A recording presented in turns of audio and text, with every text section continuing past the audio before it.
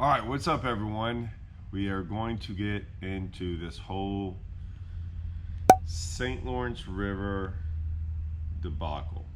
I don't really know what else to call it. I have kind of stayed away from the last couple of things that have been going on with Bassmaster and the anglers, and there's a lot going on. Now, I will have to say this. I didn't want to get into this because I don't like the whole he said, she said, no one really knows what's going on. I promise you, I don't really know where the truth lies in all this. So I'm not going to comment on who was right or who was wrong. I mean, I will a little bit, but not fully. And here's why. I wasn't there. I did read a post the other day from a guy in my area who is a marshal, who explained it from maybe his point of view about the whole thing. I thought about even talking to him, and I was going, man, even then, he wasn't there to watch what was fully going on, right? And I'll be honest with you, I don't know. I look at things a lot differently, maybe, than a lot of people, and so what I'm going to do is give you my opinion on what I think is right and wrong. Now, I said opinion. This is my opinion. This is how I think it should be done. You don't have to agree. There's plenty of people that don't agree with this. Plenty. Right? I know these people.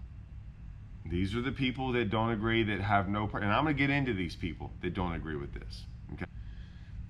When I started fishing, I just looked at things when I was really, really young. No one had to really teach me this. I didn't have to be taught by people to realize that I knew. I went out there trying to find my own fish all the time. This is on Livingston. This is back before I even fished tournaments. Don't get me wrong. At a young age, I wanted to know where other guys were fishing, right? But I quickly realized that when I started figuring out my own fish and how to catch them and how to win a tournament, I was going, oh, I don't want anyone finding this out. I got to keep this a secret. And that's where I stayed forever in that lane of I'll figure it out on my own. Once I realized I could win a tournament on my own, that's what I wanted to do. And I wanted to keep all these spots a secret. Anything I found, a secret. And I lived forever until a couple of years ago, and even on YouTube, I still don't share everything, right? I mean, I share a lot of things. So here's what I think about all that stuff.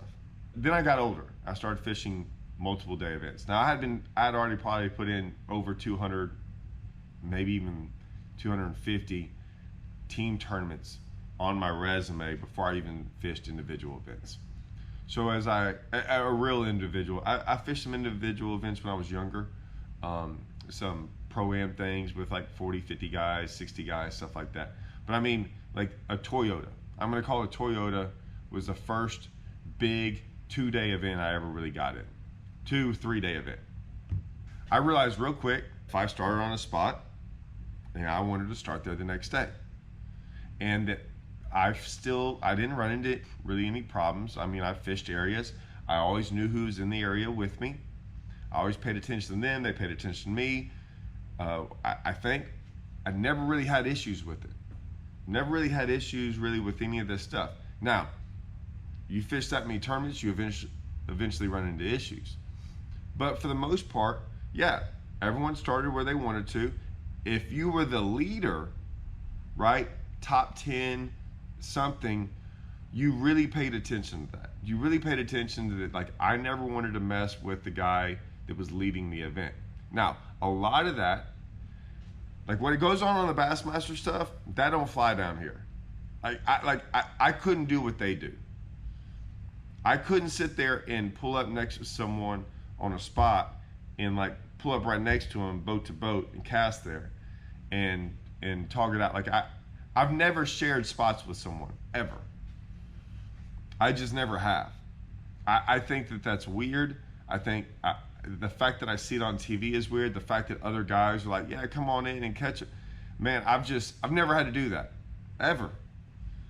I always tell everyone I'll go zero on my own. But I think I've always just figured out another way to go catch them. I've never needed a spot, not to win, but I've never needed a spot to catch a fish. Like, just go fishing. Like, there's other ways to catch them. Now, like I said, I'm not even going to get into that. That's a whole nother video. But yeah, like, if the guy's leading the event, he's leading it. If I wanted to start on that spot and I didn't, he drew a better boat number than me, and he's on it, and he's leading it, I'm never showing up to that spot. I don't care if I've fished that spot 1,000 times in my life and won tournaments on it. We're going to get into that though. But for the most part, I'm not going to start on that spot. Okay? This is in normal situations where you go to a lake, you find a spot, and that's the spot you wanted to start on. And you don't get to start on it. I'm not going there on day 2 if I didn't get on it on day 1. Right? Now, if he caught fish there and you happen to pull up there at 12 o'clock and didn't know it, and you caught fish, right? And you're in like top 10 as well, and you want to start there the next day and you didn't see anyone start there, and the leader comes in on you, that's something you might need to talk about. But it's going to be hard for me to leave when I didn't see you catch fish there, and I pulled up there at 12 and no one was there and I caught fish there. That's a whole nother story. That's something you might have to work out, but you did nothing wrong there. I'm saying if you knew a guy was on a spot and is leading the event, I don't care even if he stayed there all day long or didn't, whatever, if you knew he was there, that's on you. Now, I did bring up the fact that what if you already knew about the spot? Okay, we got some guys down here on Rayburn. There's almost everywhere on Rayburn, I've probably almost made a cast. Almost. Not really. But I mean, if you want to, I've made a cast in thousands of spots. Thousands. And sometimes fish are on them, sometimes they're not, sometimes whatever. Or I've fished there before and I've caught a 2-pounder. This happens all the time. Like, oh, I've fished here before. There's plenty of places out there that you can go catch 2-pounders at a given time. And then there's times that you can actually like go win an event. Now, a lot of these places that you fish, it's happened to me before where I've caught a 2-pounder before or a couple 2s and didn't realize that I could go catch 30 pounds there at a different time of the year, different water level, different, you start there in the morning, be there in the afternoon, whatever it might be. I didn't know it was like a winning spot. And so I can't just go around going, oh, well, I fished there last year. That it's mine as well. No, it doesn't work that way. Like, if you wanted it so bad, you should have started there. That's my thing. Like, picking a spot in one of these tournaments is a big deal. And I'm not saying you have to marry to that spot. I'm just saying that, you have to pick and choose sometimes. It's fishing. So when I saw what went down,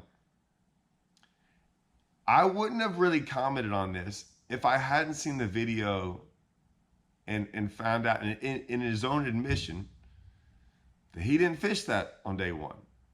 Well, that's not Robert's fault. He can't. That's not his fault you didn't fish there. Okay? So, I mean, you can't then show up, and I don't care if there was a community hole or whatever, like I said, that's why I wouldn't have commented on this, because we don't really know how many other guys were in the area, all this other stuff. How many guys he invited in. That's another thing. If you start inviting people in, you're opening up a can of worms. So, be careful about inviting people in there. Now, when all that goes down, the video of him saying, well, I fished that last year, I made that popular, blah, blah, blah. One, hey, there's spots on Rayburn in these places that we try real hard not to fish with a camera in the boat. Or there's a lot of things we try to keep secret because we know it's a way to win a tournament years from now. Now, he doesn't have that luxury. He put it on the world for the world to see. Dude, I couldn't come within 100 miles of that spot. I don't know. I don't watch that stuff. But you put it out there, you can't sit there and show the whole world and say, hey, it's still mine and no one else can fish it. And you sure can't just show up there. That was the problem. He admitted that he hadn't fished it. He admitted that he knew Robert was leading the event, and he knew Robert was on it. And he said he was going to go get it in there because he found that spot, and that was his spot. If he wanted it so bad, he should have started on it. And that's the bad look. That was the bad look of it all. Well, the bad look of it all. And I will say this. I debated on whether or not I was going to say this. This thing right here, this camera is awesome. This camera shows things that people don't really realize is going on. What I mean by that is, it's almost like poker, right? Poker, when you bluff and do certain things, there's tells. There's just tells. And all I'm going to say is, I've been watching on camera for years upon years upon years. And there's so many guys in the industry that I think are fake. And then there's other guys in the industry, they are who they are, man. And man, I hang around those guys. Like, those guys are freaking, they might be rough around the edges, but by golly, they're rough around the edges and they don't fake it. That's who they are. Most of them are really, really, most of them. The guys I hang out with are freaking good guys. They're good dudes. That camera, I always laugh at because, man, you can pick up things in that camera. You can see things. And that camera sometimes exposes people for certain things. And so all I'm going to say is, man, I pay attention to all that stuff. And usually when you let those people let their guard down, I'm thinking of one guy. There's a couple people that know me. I've told this story. I'm not going to tell it ever on air. But there's a guy out there that he's from a certain state, and I don't think anyone like him from that state, is all I'm going to say. And I saw him on camera one time, and I saw him do something to a marshal. And it was a look he gave for, like, it was a look in the heat of the, it was something, and I'm like, that's truly who that guy is right there. And I didn't know anything about him at the time, but I'm like, something tells me that's truly who that guy is. And I found out later, I think that's who that guy truly is, for a fact. You just got to be, I don't know. It was a bad look all the way around from the interviews and everything else like that. Now, what all actually went down over 4 days and how that all went down, I'm not sure. Like I said, I just went off of interviews of all that. You just can't, you pull up on the leader, you talk about pulling up on the leader. There's this whole weird thing. People work together, I get it. I don't mind people sharing information, all that stuff. Like friends, roommates, all that stuff. Brothers, absolutely, go for it. I do have a problem. I don't want to say sabotaging, but I don't really like it. I wouldn't like it if my whole deal is, I don't want someone going out there preventing me from catching fish. There's a rule in there about Bassmaster. That's why in a lot of these tournaments that, like, if you don't make the cut, you don't really need to be out on the lake. You don't really need to be out there hurting people from catching fish. And so I wouldn't like it if, like, hey, you have a better boat number than that guy, go start on that guy so he can't catch him. And if he's the leader, look, you can do all that. You're not breaking the rules. I'm getting into it. You're not breaking the rules by doing any of this stuff. There's a lot of rules. That's why they're called unwritten rules. Unwritten rules are put in place for one reason, and it's just the integrity of the sport. It's a camaraderie between guys. It usually lets people know who you are as a person. That's all there is to it. And some guys follow those rules, and by golly, some of them don't. And some of them look at them as, they're not rules, you didn't do anything wrong, and that's fine. Now, I follow all those unwritten rules for one reason. When I grew up, one, I wanted do the right thing. Like I want to find fish on my own. I want to win tournaments doing it the right way. The all that stuff. That's how I feel that's how I want to go through my life. As I grew up and I was very very young, and like I said, not everyone thinks this way. I can tell. But I wanted, I didn't, there wasn't any of this social media, so I didn't care about anyone else. But I wanted the guys in who I was fishing against, these older guys. And I say older, they were older than me. I'm not saying they were old heads, but they were older than me. I wanted to at least be respected by them in the sense of they might not like that I'm a little kid or all these different things, but they're like, man, he can fish and he does it the right way. That's what I wanted. I, I knew I could fish, but I wanted to make darn sure that I did it the right way. And even as I got older and older, and I got to Rayburn and stuff like that, same thing. I was very, I didn't want to roll up on people. I didn't, and I'm telling you, for all those years, all those older guys who I'm now friends with, I would say that I've never had an issue with any of them ever. I've never been accused of stealing spots. I've never been accused of any of these things that people do. And I wanted that. I wanted to be respected by those guys. Now, they might not have liked me winning tournaments or you know, maybe whatever it might be, right? That I was really quiet at times. Surprisingly, a lot of people around Rayburn think I'm quiet. Well, I just tried to stay to myself because there was so much drama at Rayburn, and I've always tried to stay out of it. I don't like being around it. But I always wanted to be respected by my fellow competitors. There are some guys that don't care about that. They don't care. And I'm talking about they don't care one bit. And they will roll up on you.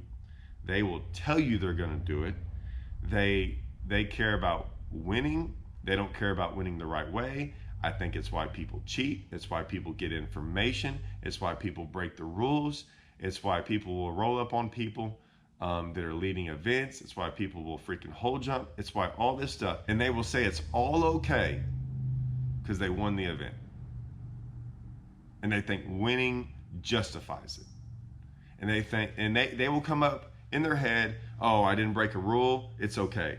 Oh, I didn't screw you over. Oh, it's okay. It's not breaking the rule. They will say all these things. There's people in life that do this constantly. And I will probably get thumbs down from these people because they don't look at it that way. And that's fine. I understand. Me and a lot of the guys I hang out with don't look at it that way. We got a guy on Rayburn right now, doesn't care. Does not care. Whole jump you, freaking do all these different things just to win. Not one person probably respects him on Rayburn. He don't care. And there's guys out there that they act a certain, this is at our level, this is at the club level, this is at the elite and BPT level. They don't care.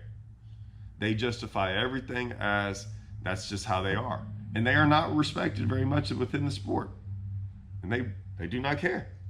And that's okay.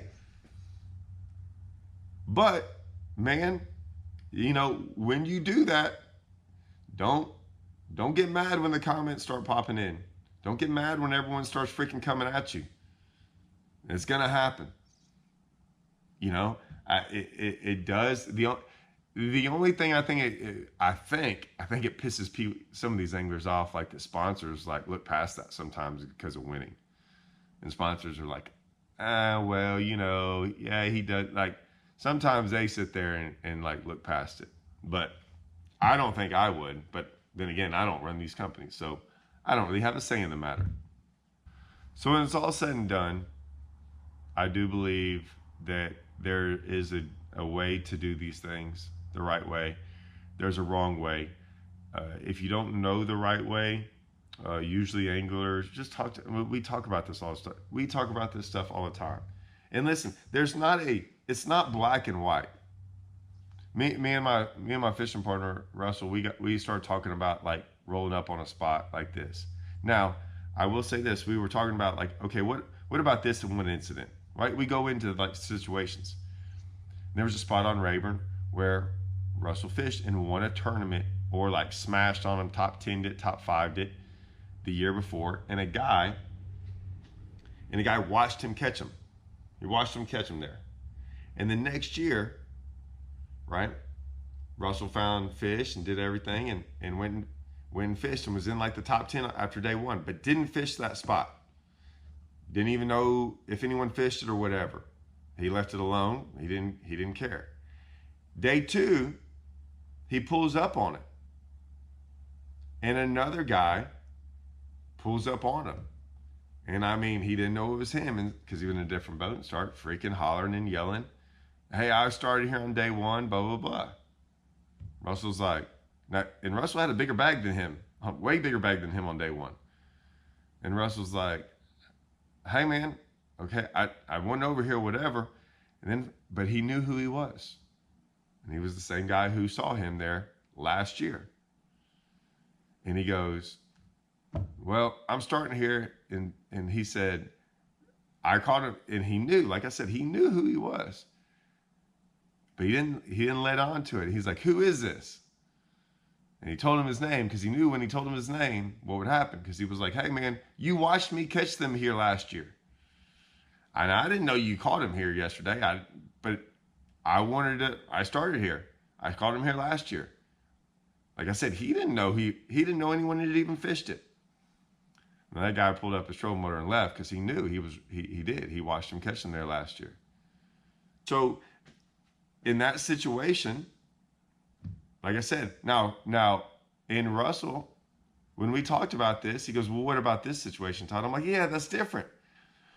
You didn't pull up on him." Like, I guarantee you, and because Russell agreed, he goes, "If that guy was already there on day one," he said, "Man, I caught him here on day one," Russell would have left.